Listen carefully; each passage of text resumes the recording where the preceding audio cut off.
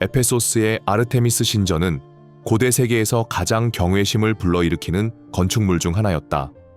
오늘날 터키의 서해안에 해당하는 이오니아 지방에 자리 잡은 이 장엄한 성소는 사냥과 자연, 여성의 여신 아르테미스에게 봉헌된 것이었다.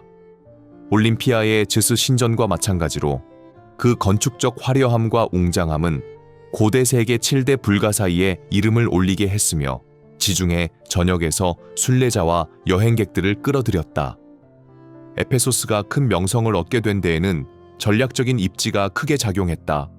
주요 육상과 해상 교역로가 교차하는 지점에 위치한 이 도시는 상업과 문화의 중심지로 번영했다. 이러한 번영은 종교 기관의 성장으로 이어졌고 아르테미스 신전은 도시의 가장 상징적인 상징물이 되었다. 그곳은 단순한 예배의 장소를 넘어 경제활동과 문화 교류의 중심지 역할을 했다. 먼 나라에서 온 신자들이 성소의 문 앞에 모여 여신에게 예물을 바치고 신성한 의식에 참여하며 성소 주변에서 활발히 이루어지는 무역에 나섰다. 신전의 기원은 그리스의 영향이 이 지역에 미치기 훨씬 전의 고대까지 거슬러 올라간다. 초기 증거에 따르면 이곳에는 풍요와 재생을 상징하는 지역 신들과 관련된 그리스 이전의 다산 숭배가 존재했을 가능성이 있다.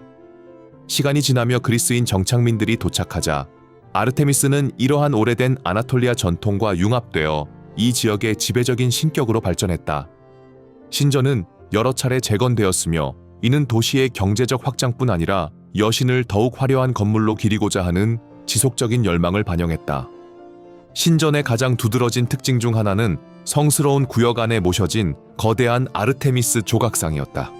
아르테미스 폴리마스트로스로 알려진 이 상은 가슴에 다수의 돌출물이 있어 오랫동안 다산과 양육의 상징으로 해석되었다. 많은 학자들이 이를 다수의 유방이라고 설명했으나 다른 이론에서는 황소의 고환을 나타낸다고 보아 생명의 순환과 자연의 재생에서 아르테미스의 역할을 강조한다. 해석이 어떻든 간에 이 이미지는 그녀를 공급자이자 수호자로서의 지위를 강화하며 훨씬 오래된 아나톨리아의 어머니 여신 숭배 전통과 연결시켰다. 에페소스의 위대한 어머니로 추앙받은 아르테미스는 양육과 주권을 모두 구현한 신성한 존재로 전통적인 그리스 신전 범위를 넘어 숭배되었다. 지역 전통과 헬레니즘 전통이 결합되면서 에페소스만의 독특한 숭배 형태가 형성되어 신전은 그리스 성소이자 훨씬 오래된 종교 관습의 연속이 되었다. 건축적으로 아르테미스 신전은 대리석 장인의 걸작이었다. 그 거대한 규모와 정교한 장식은 당대에 비할 데 없는 경이로움을 자아냈다. 화려한 조각으로 장식된 이오니아식 기둥들이 신화 부조로 풍부하게 장식된 장대한 엔타블레이처를 바치고 있었다. 건물 일부는 그리스 전통에 따라 생생한 색으로 칠해져 시각적 효과를 높였던 것으로 보인다. 신전의 가장 유명한 형태는 부유한 리디아의 왕 크로이소스가 발주하여 기원전 6세기에 완성된 것이었다. 100개가 넘는 장대한 기둥을 자랑하는 이 거대한 사업은 에페소스를 헬레니즘 세계에서 가장 중요한 종교 중심지 중 하나로 끌어올렸다. 그러나 기원전 356년 신전의 역사를 영원히 바꾸는 파국적인 사건이 일어났다. 의도적인 방화로 성소가 불타 신성한 구조물의 상당 부분이 폐허로 변했다. 고대 에페소스인들은 그 범인의 이름을 기록하거나 말하는 것을 금했는데 그는 당시 가장 위대한 기념물 중 하나를 파괴함으로써 악명을 얻고자 했다. 이 상실은 종교적 건축적 비극일 뿐 아니라 지중해 세계의 문화유산에 대한 공격이기도 했다. 도시 당국은 그의 이름을 언급하는 것을 금지해 그가 필사적으로 추구한 명성에 맞서는 뜻을 나타냈다. 오늘날까지도 많은 기록은 이 고대의 명령을 따라 그의 신원을 생략한다. 고대의 한 전설은 신전의 파괴를 마케도니아의 펠라에서 알렉산드로스 대왕이 태어난 사건과 얽어놓는다. 이 이야기에서 아르테미스는 미래의 정복자의 탄생을 지켜보기 위해 에페소스를 떠나 있었기 때문에 화재 당시 그곳에 없었다고 한다. 이 이야기는 알렉산드로스의 탄생이 신의 뜻에 의해 예정되었다는 생각을 강화하며 그의 생애와 운명을 둘러싼 신화성을 한층 높였다. 이러한 참사에도 불구하고 아르테미스 신전은 곧 재건이 시작되었으며 이는 대중의 열정과 에페소스의 부로 뒷받침되었다. 새로운 구조물은 원래의 장엄함을 되살리고 신전의 규모를 확대하며 장식을 완벽하게 다듬는 것을 목표로 했다. 대리석과 화려한 장식의 사용은 여신과 도시 자체의 강력하고 화려한 이미지를 더욱 강화했다. 이 최종 형태는 수세기 동안 존속하며 번영의 시기와 정치적 분쟁, 문화적 변화를 증언했다.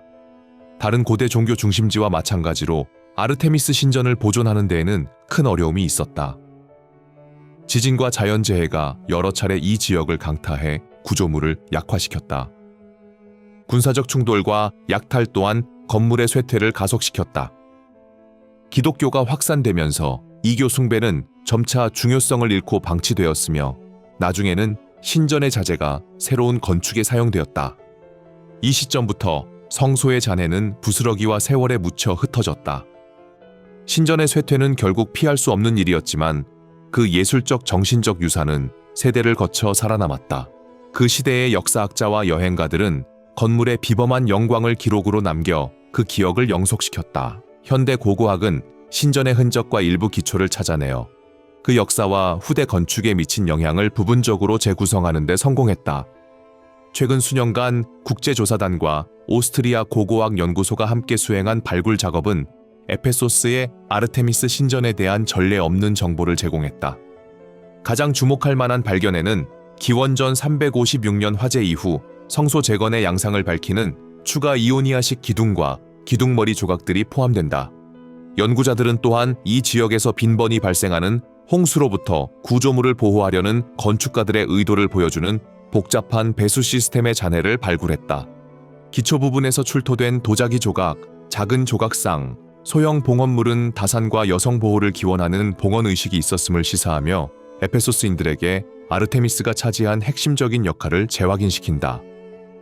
토양 샘플과 함께 이러한 증거는 신전의 건설과 개보수의 연속적인 단계를 이해하고 수세기 동안 이 장엄한 성소를 지탱한 변함없는 신심을 파악하는 데 도움을 준다.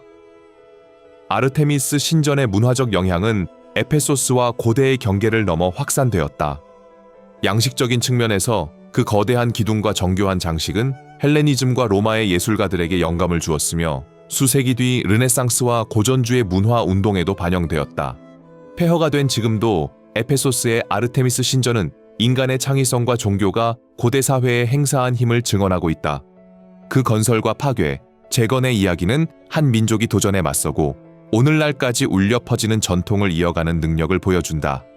모든 고고학적 유물과 고대 문헌 속의 모든 언급은 이 위대한 성소의 기억이 결코 사라지지 않게 하며 오랫동안 에페소스 도시를 다스린 여신을 기린다.